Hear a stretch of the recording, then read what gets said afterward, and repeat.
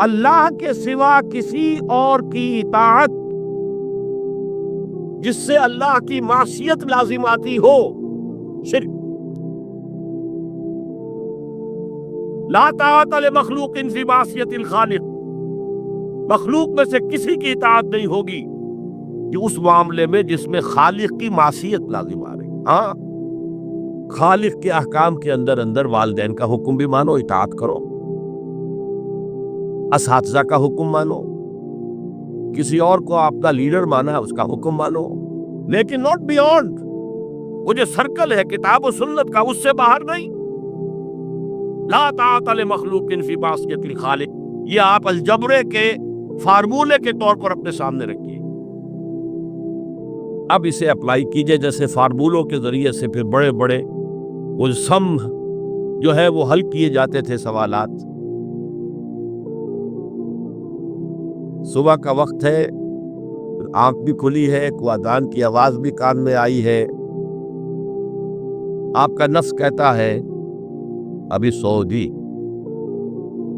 آپ نے اپنی چادر یا کمبل کو درست کیا اور کروٹ لیا، سو گئے۔ یہ کیا ہے؟ آپ نے کس کا حکم پیچھے پھینکا اور کس کا حکم مانا؟ اللہ کے حکم کو پیچھے پھینک دیا، نفس کے حکم کو آگے رکھ۔ یہ شرک، اس شرک کو جاننے والے بہت کم ہیں۔ مولانا روم نے خوب کہا تھا، نفس ماں ہم کم ترس فرعون نیست لیکن ارعون ہیراون نیست۔ میرا نفس بھی فرعون سے کم نہیں ہے۔ فرعون نے کہا تھا میں الیس لی ملک مصر وہذہ الانہار تجری من تحتی، کیا اس ملک کے مصر کی حکومت میری نہیں ہے؟ اور سارا جو یہ آب پاشی کا نظام ہے، انہار کا نظام ہے، وہ میرے کنٹرول میں نہیں ہے؟ جس کا چاہوں موگا کھلا رکھوں، جس کا چاہوں بند کر دوں۔ یہ تھا خدائی کا دعویٰ، انا ربکم الاعلی۔ تو مولانا روم کہتے ہیں میرا نفس بھی اس سے کمتر نہیں ہے۔ وہ کہتا یہ جسم میرا ہے، اس پر میرا حکم چلے گا، میں نہیں جانتا کون اللہ کون رسول، کیا حرام کیا حلال۔ تو فرعون سے کم تو نہیں ہے میرا نفس، لیکن ارعون اس کی بہت مدد تھی، فوج تھی، لاؤ لشکر تھا، تو اس نے زبان سے بھی کہہ دیا کھل کر الا ربکم الاعلی۔ میں مسکین ہوں، غریب ہوں، میرے پاس کوئی طاقت نہیں ہے، میں زبان سے تو کچھ نہیں کہہ سکتا، اگر سے میرا نفس یہی کہتا۔ یہ نفس کی حکومت قرآن کہتا ہے، میں حیران ہوتا ہوں، دو جگہ یہ مضمون آیا ہے، ارأیت من اتخذ الہہ ہواہ افانت تکون علیہ وکیلا۔ اے نبی تم نے دیکھا اس شخص کو، اس کے حال پر غور کیا جس نے اپنی خواہش نفس کو اپنا الہ بنا لیا ہے۔ اللہ اکبر،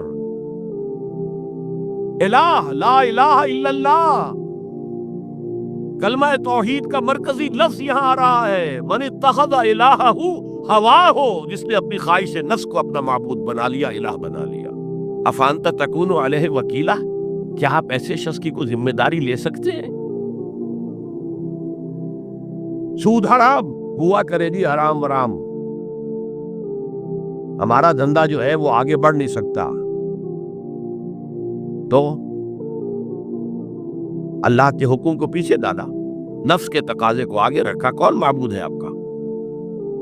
نام عبداللہ رکھیے، نام عبد الرحمن رکھیے، ہے عبد النفس، نفس کے بندے، نفس کے غلام۔ یہ میں نے یوں سمجھیے کہ جیسے میں نے ہجرت اور جہاد کی ڈیفینیشنز کی تھی۔ ہجرت کا بیس کیا ہے؟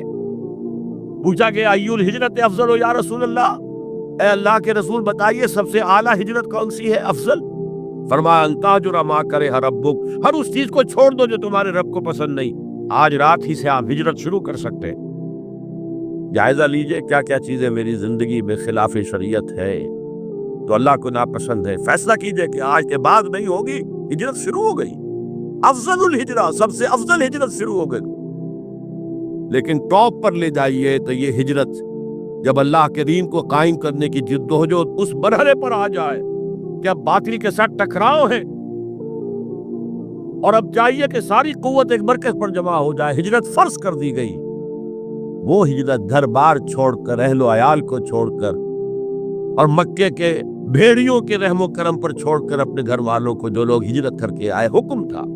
ہجرت مدینہ فرض تھی، ہجرت حبشہ فرض نہیں تھی، صرف اجازت تھی کہ جن سے سختیاں نہیں جھیلی جا رہی مزید، وہ چلے جائیں۔ تو ہجرت کا یہ ابتدائی نقطہ، انتہا یہ جہاد، المجاہد من جاہد نفسہ، جہاد تو یہاں سے شروع ہو گیا، اپنے نفس کے خلاف جہاد کرنا۔ صبح نفس نے کہا ابھی سو جاؤ، آپ نے نفس کی بات کو رد کیا، اپنا کمبل اٹھا کے پھینکا، اٹھے، وضو کیا، نماز کے لیے آپ مسجد چل دیے، آپ نے جہاد کیا نفس کے خلاف۔ یہ افضل الجہاد ہے۔